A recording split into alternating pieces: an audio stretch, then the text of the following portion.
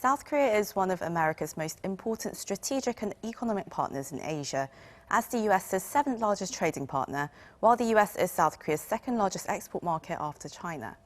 Over the last 4 years, bilateral trade ties have continued to grow, but have been rather shaky due to the outgoing President Donald Trump's America First policy in world trade, as well as his direct criticism of Seoul and Washington's free trade agreement, which he called a horrible deal.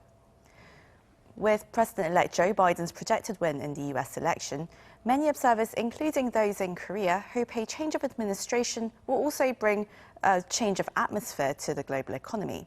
To discuss this today, I have joining me today Dr. Toris Stangarone, Senior Director and Fellow at the Korea Economic Institution of America. Thank you so much for joining us today from Virginia.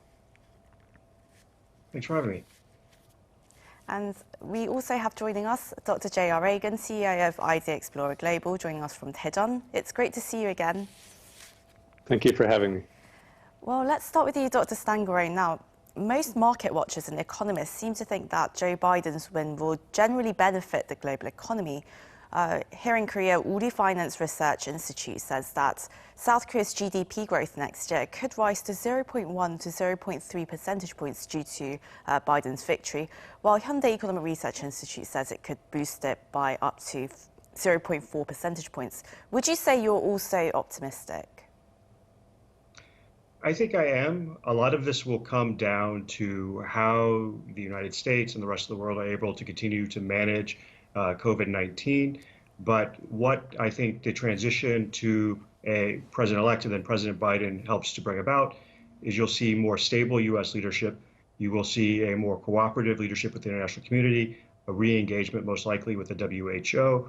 And I think the one thing we've seen through this crisis so far is that if you really want to restore economic growth, you have to get COVID-19 under control. It is not the restrictions that were put in place to try and contain COVID-19 that really stopped the economy. It is ultimately the concerns that the public have in countries around the world that they might become infected and that they do not want to take and engage in economic activity. And so what we've seen is in countries where they've been able to create more assurances about the safety of economic activity, you've seen stronger growth performances. And so, for example, in the United States, we've seen a spike of cases here over the last month. It's now about twice as high as it was in the summer. And you're starting to see what it had been an economic recovery start to contract because you have a lack of confidence in being able to take and go out and engage in transactions, go to shops, go to restaurants. Those are having to close down now. And so ultimately, it's about restoring public confidence in the public health situation. And I think President Biden will put much more emphasis on this. And I think that that'll help on the national level here in the United States. But I think by engaging with the rest of the countries around the world, helping to ensure vaccines are distributed to other countries, it'll help create that same type of confidence in other countries. And that should help lead to maybe not more economic growth, but economic growth returning sooner than it would have otherwise. Right, and as all economies look to recover from this pandemic, obviously it would be so important to strengthen those trade links as well. And Dr. Reagan, now Joe Biden has expressed his intention to recommit to multilateralism as well as global frameworks and institutions, but he hasn't exactly said that he would be supporting free trade or remove the trade barriers that Donald Trump put during his time. Do you think he'd retain some of Trump's America First economic policies, and how would this affect Korea's largest businesses like Samsung and LG Electronics? Yeah, President-elect Biden is going to continue some of the existing emphasis on domestic production and domestic procurement, so that made in America, America first, some of that theme will still continue. But he has suggested that he'd like to restore the domestic economy through some multilateral free trade agreements, particularly to keep some other nations from dominating global trade, such as China. But the new element in Biden's supply chain and Made in America plans is to enhance the use of the federal government's purchasing power to achieve policy objectives. And that includes facilitating development of U.S. critical technology, and using the Buy America, the procurement program, the power of purchasing of the government to to continue that Made in America and America First kind of bent that Trump has been doing. I would say that the opportunities for the largest businesses like Samsung and LG will continue. They've made significant investments already in plants in America, especially around chips and high tech, and already have started to ramp up hiring in that way to help show its commitment to this Made in America plan that President-elect Biden has pushed forward. And Dr. Stangerin, do you think that the new president would keep some of Trump's economic policies, especially when it comes to the steel and aluminium tariffs targeting South Korean companies, and his plan, of course, as Dr. Reagan just mentioned, to localize production and keep things made in America? So I think President-elect Biden has a lot of difficult choices to make.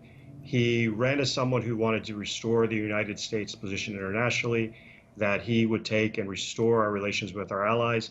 And one of those areas of tension with our allies has been on the trade front.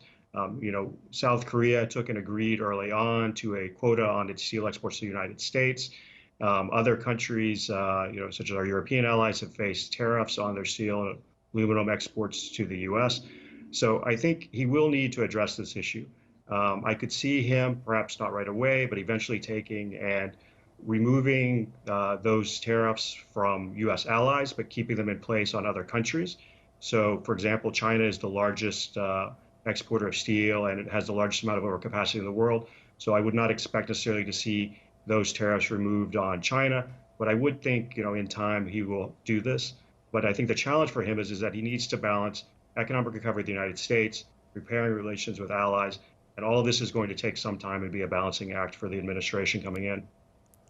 And Dr. Reagan, Joe Biden obviously has this huge spending plan to boost the American economy with massive infrastructure projects. What kind of opportunities do you see for South Korea? Which businesses or industries do you think could potentially collaborate with the United States? Well, in particular, President-elect Biden has firmly determined to push for an eco-friendly policy and pledging to invest about $2 trillion in infrastructure, electric vehicles, clean energy, all by 2035.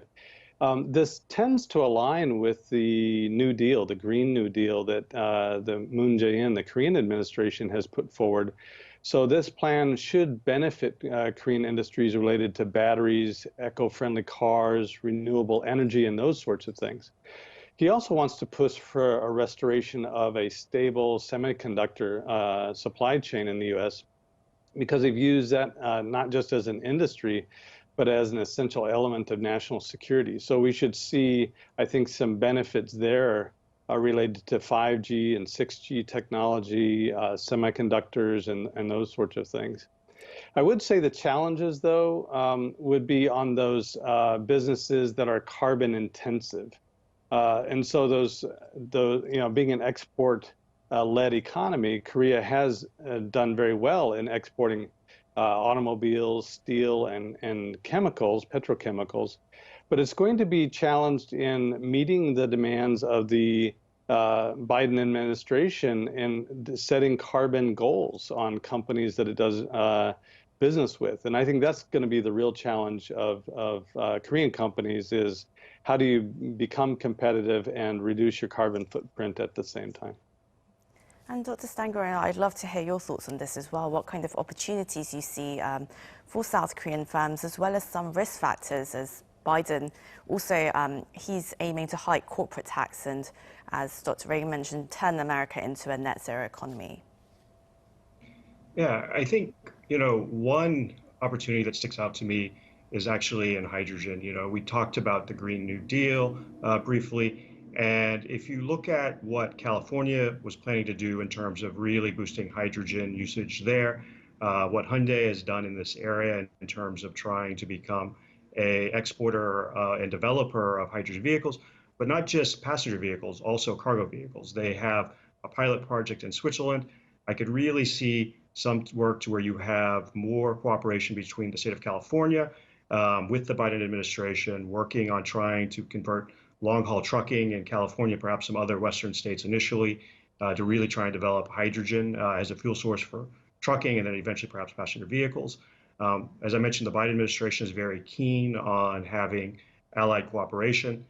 So you have, for example, Australia is really pushing into trying to develop green hydrogen through using solar power. So you could see cooperation between the three countries there. Japan is also looking at this area. So there could be actually quadrilateral cooperation amongst the four countries on hydrogen and other green technologies. So you have an opportunity there. I think, one of the challenges that came out of the dispute between Korea and Japan is sort of the central role that Korea plays in the semiconductor supply chain and how that impacts U.S. firms. So I think the Biden administration is going to want to find a way to try and, one, perhaps, try to dial down some of the tensions between Korea and Japan, but to secure and make sure that South Korean firms who are important for U.S. firms, Samsung has at different points supplied chips to Apple. They're making chips for Qualcomm now in their foundry process. So all of these countries are integrated. And I think the Biden administration is really want to look for ways to try and improve cooperation, but also to ensure security amongst these sort of key technologies going forward. In terms of risks, I think there is some risk that we're going to see higher corporate taxes in the U.S., but the Biden campaign talked about raising them to an extent, but not back to their prior levels before the Trump tax cuts. So I think that's probably a minimal risk. But in terms of opportunities, I think that's really where there's going to be upside on the energy side, on the tech side. And I think that the tax side risks are probably fairly minimal at this point. I see. And well, when talking about risks, obviously we can't ignore the ongoing US-China trade war. And Dr. Reagan, do you think South Korea is going to be under the same kind of pressure to choose between the US and China under the Biden administration as it was under the Trump administration? And what do you think South Korean companies then should do amid this continued global uncertainty?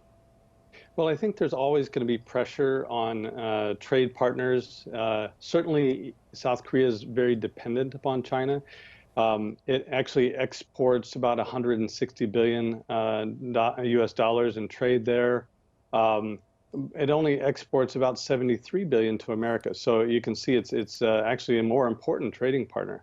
Having said that, Korea really needs to play both sides, and it's starting to become much more multilateral in its free trade agreements by entering the Regional Comprehensive Economic Partnership, the RCEP, just this past week. And that's opened up a $26 trillion market for it. So it's not going to look past that. It has to really participate in that market, participate with China. Yet at the same time, there's push for it to potentially look back towards the Obama administration and something that President-elect Biden has also carried forward, which is the TPP, the Trans-Pacific Partnership, and entering into that as a trade deal. So I think Korea really has several choices ahead of it. None of it's particularly dangerous. I think it can navigate those waters fairly well. But it'll stay under some pressure on making sure that trade is balanced between its most important partners, being the U.S. and China. Of course, it's always been a rather tricky position for Korea, with the US being our biggest ally and China our biggest trading partner. And Dr. Stangerin, as US-China tensions, well, they're still expected to continue, and there is still some uncertainty ahead in the global economy. How do you think Korean companies should really hedge their bets in this situation? So I think we've seen some of this taking place. Samsung, even before the trade war, was actually starting to pull some of its production out of China to Vietnam. But you're seeing other countries move supply chains, be they either Korean firms or other firms, into Southeast Asia to try and continue to tap into the U.S. market, but avoid the risks that you have with China. I think when you look at the Biden administration's approach to this, they're going to want to try and find a way to cooperate where they can with China, while at the same time taking and addressing some of the broader challenges that the United States and other countries face from China, both its economic practices and some of its broader military practices. But in that context, I think you'll see the Biden administration take and try to find over time where are the areas where we need to keep economic pressure on and the tariffs on. How can we maybe negotiate a revised phase one deal or a new phase two deal that addresses some of these situations. But I think all of this is going to take time. And so the problem that firms have is that, there's going to be, I think, uncertainty for at least the next year or two on how the China situation will play out, if not longer. And even when that's done, I'm not sure, given the politics of this in the United States, that you're going to see necessarily all the tariffs removed from China at some point in the near future. And so I think from the Korean firm's perspective, it's going to be about determining what types of production make sense in China, what types of goods might be likely to face U.S. restrictions or U.S. tariffs based. And so a lot of this is going to be in the high-tech areas, potentially, automotives. And then how can you take and move those and adjust your supply chains to take and avoid the U.S. tariffs, but also if there are security issues like we're seeing in semiconductors, really trying to avoid those issues as well. So a lot of questions, a lot of uncertainty remaining ahead for not just South Korean companies, but global companies, I suppose. Well, I'm afraid this is where we're going to have to wrap up the discussion. That was Dr. Troy Stangerone, Senior Director and Fellow at the Korea Economic Institute of America, and Dr. J.R. Reagan, CEO of Idea Explorer Global. Thank you both for joining us today from Virginia and Daejeon. Thank you. Thank you. And to our viewers, thank you for watching.